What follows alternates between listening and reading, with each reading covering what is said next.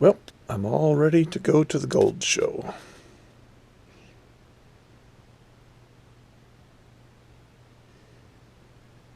Okay, I made it way ahead of schedule. I've got about an hour before it opens. I guess if I was one of the first 100s in line, I'd get some free vial of a little gold in it. But, oh, well, I can get my own gold. I'll probably just wait in the car and relax until it's time. We'll see. Okay. Yeah, that's where I got that sleeve that I put on top. Right here. Subscription base. Okay. Just to pay the bills. Do you have any words of wisdom for prospectors in YouTube land? YouTube land and prospectors, turn off the cameras, quit watching the videos. There you go. Prospecting. All right, good advice. Okay. See you. Yeah. Okay, Tony Cook. I'm the current GPAA chapter president in our local chapter, and we go to Colorado about twice a year, and we usually meet with the Colorado Springs group and kind of do joint trips. And I'm sure they do more than we do, but those are our two times. We usually go Memorial Weekend and Labor Day weekend. All right. So you're looking for some more members?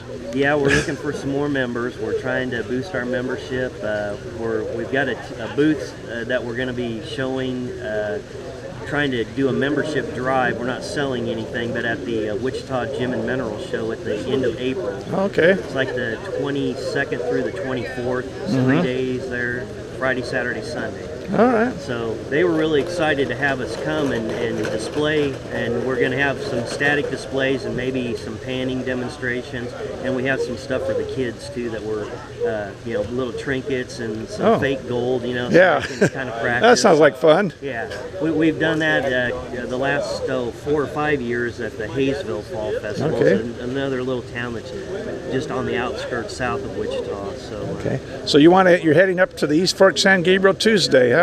Yeah, I'm going to be heading up there tomorrow, as a matter of fact. I'm planning on doing 3 or 4 days of prospecting. Oh, okay. So I'm out here visiting my family. My folks winter over in Palm Springs. This will be my 3rd time coming out to this area. Actually, the first year I went to Lytle Creek. Oh, yeah. Because there's a GPAA claim there. Yeah. Knowing that I wasn't going to get thrown off the land or whatever, and didn't know what I would find going up to San Gabriel. So I went there last year, and of course that was the first year after the designation of the National Monument. Right. So I thought, what am I going to run into up there? Yeah. And since then, I've been in contact with Justin Seastrand, the guy that's heading up that, and trying to just put in a plug for, saving some of that, even having some designated area for the prospectors to go. And if we can't have access to all of it, don't just close us out. Yeah, let us at least put a pan in the water or something. Exactly. Have 2 or 3 or 1 or what, but something rather than nothing. But I'm not really sure what's going to happen. He told me that the enforcement would happen probably once the plan gets set, spring of 2017. Yeah, that's what I heard. Yeah. And so at that point, and he said it's kind of right now, and maybe even then, more up to the individual Forest Service ranger as to what you're doing and how much of a disturbance you're making and those kinds of things. But I don't know. Maybe once it's actually a plan in place, they'll have additional rangers on duty, because I don't know what they're going to do to police all that. I know. There's Desert Steve. Desert Steve. Got anything to sell us? Got anything to sell us this time? Mine lab detector. Okay. Give me a call. Oh, police for it? Yeah. Yeah, I'll make it. I'm not sure. Well, I'll be up there Monday, Tuesday, Wednesday for sure, and I'm thinking about staying Thursday. It's going to be kind of based on how I physically feel. Yeah.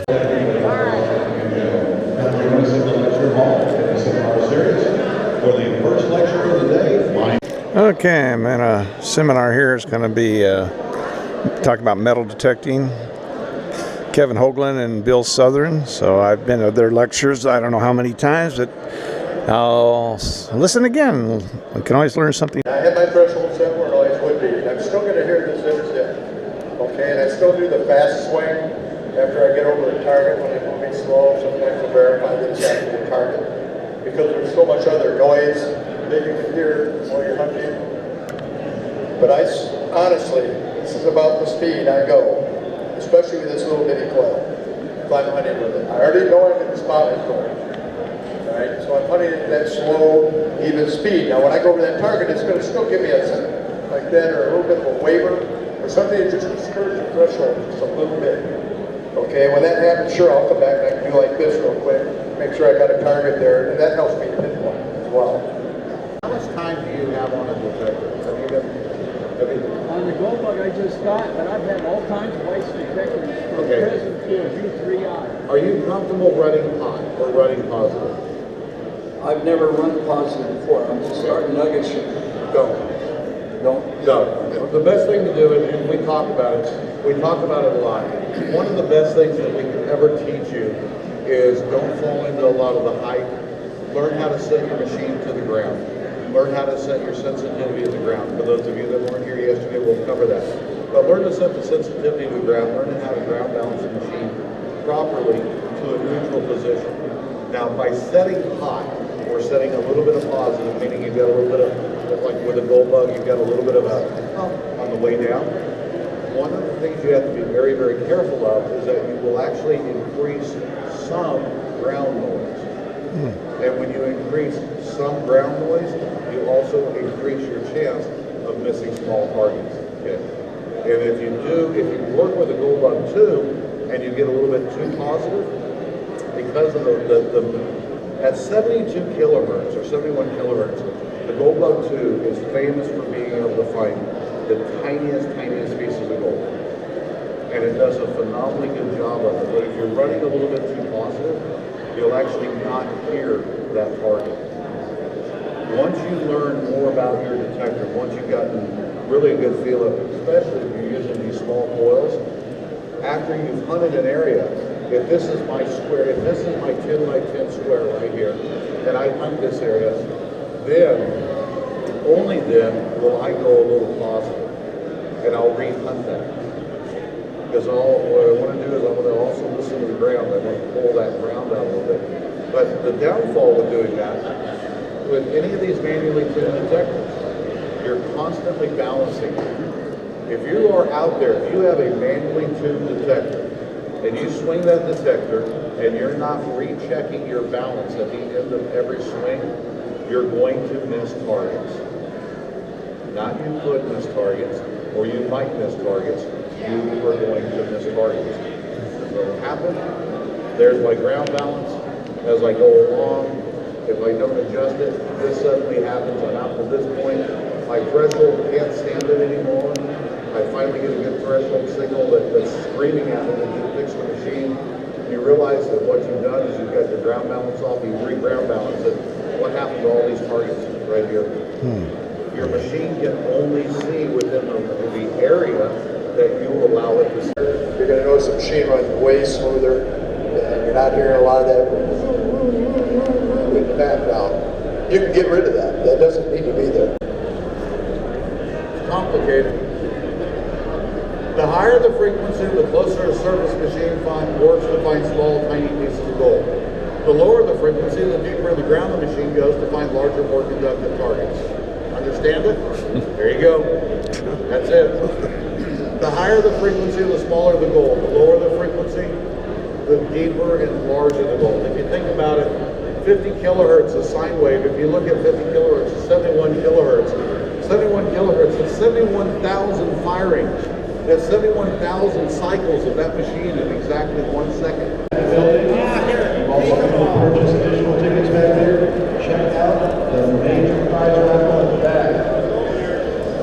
The back right side of the building is the Gold Prospectors Association of America.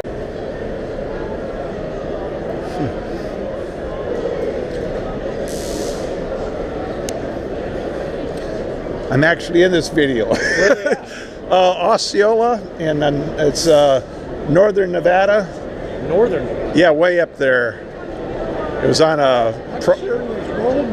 Way past the Vegas and stuff. Oh yeah, it's way up there to the east, kind Off of. the 15 through Mesquite or something. There's me. I found a nugget.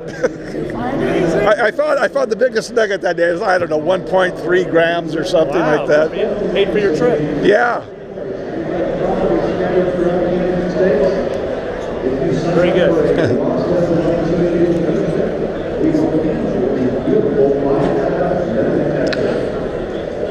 Go to the back side of the building, the GPAA loop. That is the black draped area of that left side of the building. Once again, GPAA loop.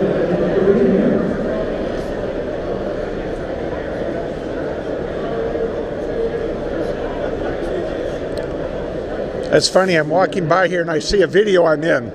That's where I found a nugget. Oh, really? Yeah. Oh, that's cool. Is that Arizona? No, it's Nevada, the northern Nevada, northeastern Nevada. Osceola, it's called. Get up there kind of like... Okay, so I met a lot of people I know here. I just saw Jordan Jarvis. He invited my brothers and myself to come up to do some coin shooting in a town from the 1890s, I think. So we'll set that up.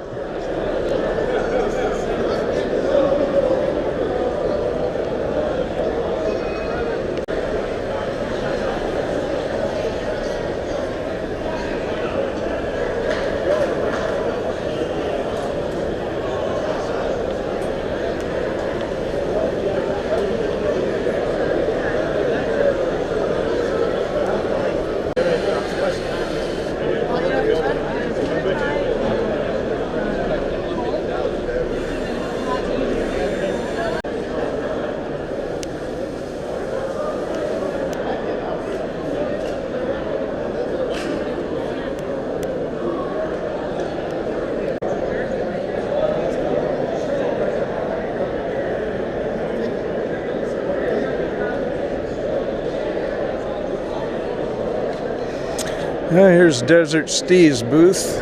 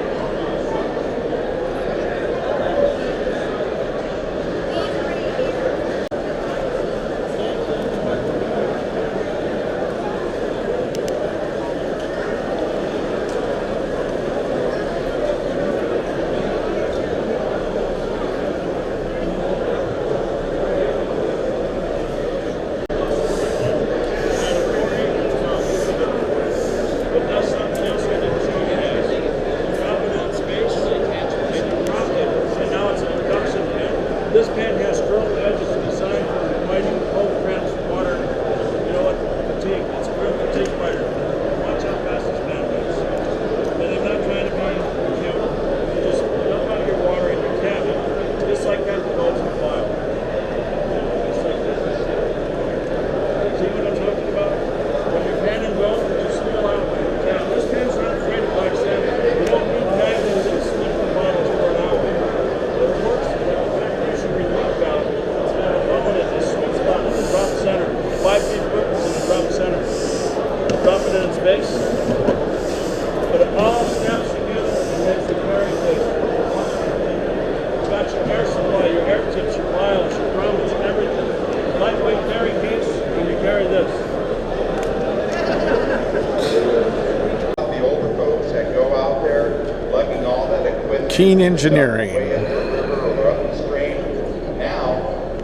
Trying to get to that point now where we can make the sluice boxes with half the weight and just make it easier for the prospector to carry it in, and also easier for the prospector to work with.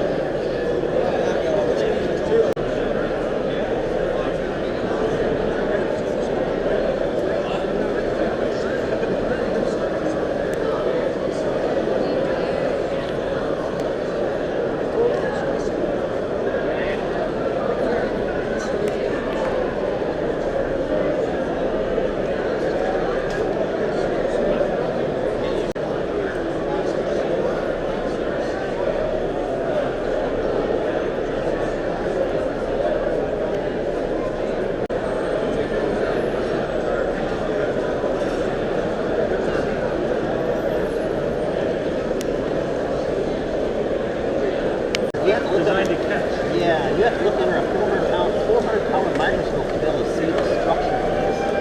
The structure is kind of bumpy. Anyway, so I don't want to touch up there. I want to touch it with the water. All this stuff, once it moves, we're okay. So I just scrape it toward right there. Through those holes. Okay.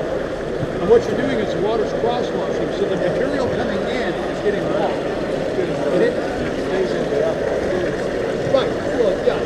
Fluidization means taking a liquid and solid and combining it into a liquid and solid. So what happens is that because it's combined, it just pops out. You have these drops, the light skin will push out.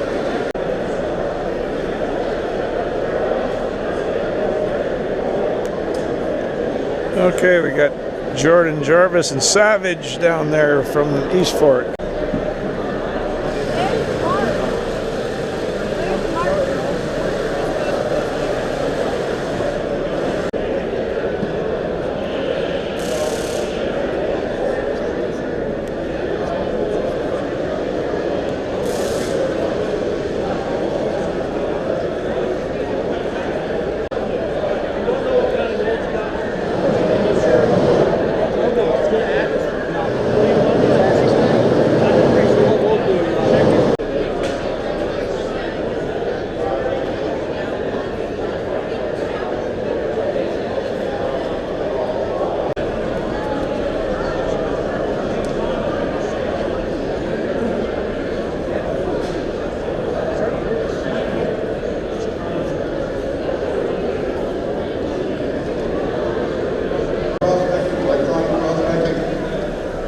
Quite frankly, it's hard to find a better guy in this industry. Whole bark. Whole petty.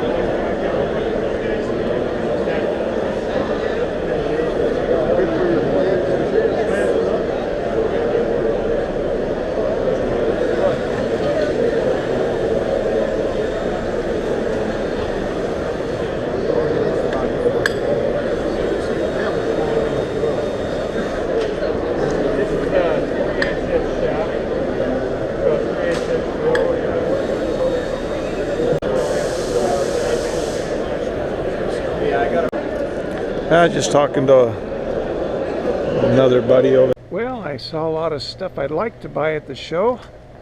Unfortunately, I don't have a lot of money to buy all the stuff I like. So it was good. I saw a bunch of people, made some connections and all that stuff.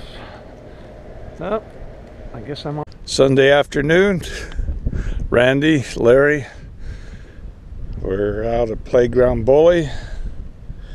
Gonna tear up some soil and see what we can find.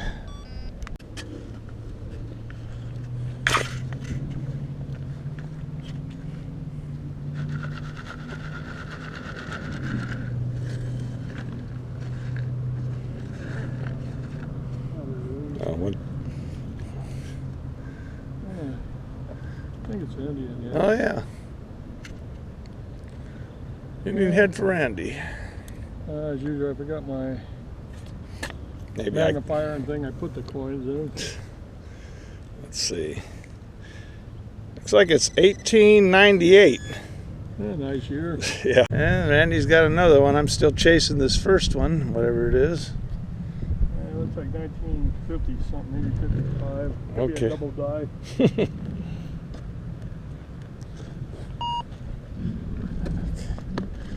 Where is this thing?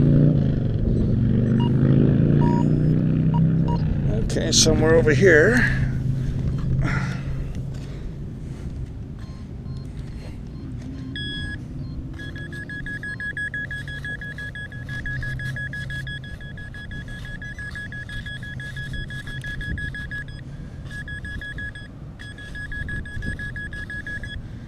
I think I have to dig a little deeper. Okay, another Indian head for Randy. I'm still trying to find this first one.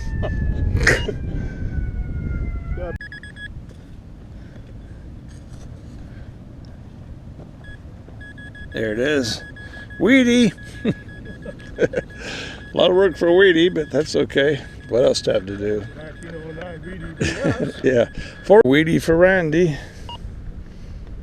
think I got one here somewhere. Weedy. What you got? What do we got here? Weedy.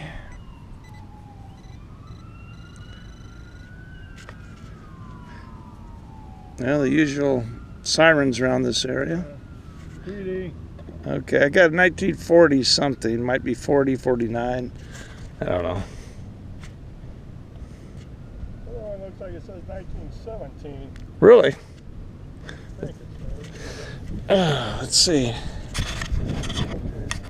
pretty sure. I mean, when you go out, Looks old. you could see. Yeah, 1917. That's an oldie, but Steely, 1943 Steely. Weedy for Randy.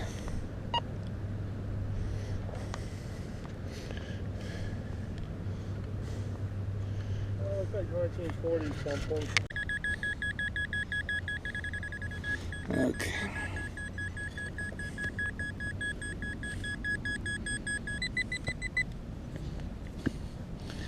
Yeah, this one's been fighting me for a while. There it is. That one? Barber. Oh, all right. Well, I guess that was worth the wait Yeah. after all that. 19, I don't know, 16, I think.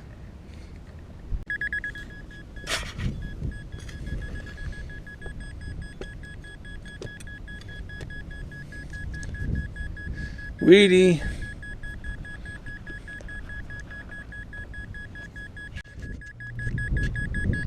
I can see some green sticking out. That must be it.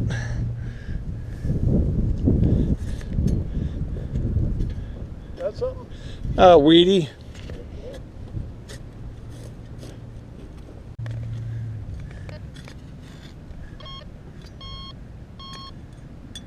There it is. That one? Finally got an Indian head.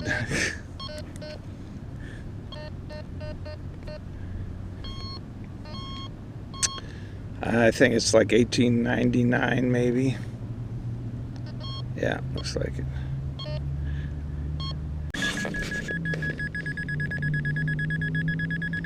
I got over a foot here.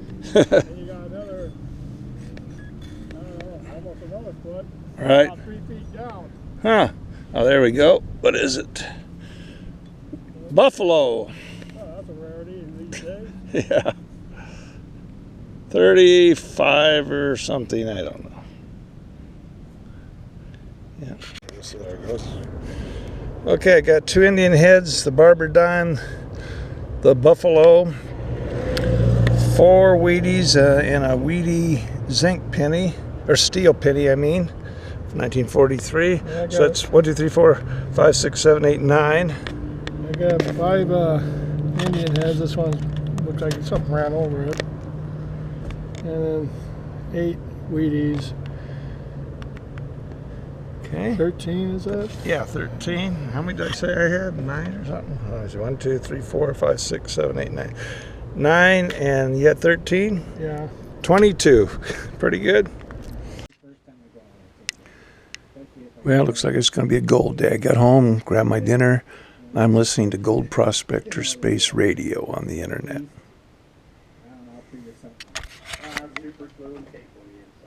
If I could find the leaks, I would. I can't find the darn leaks.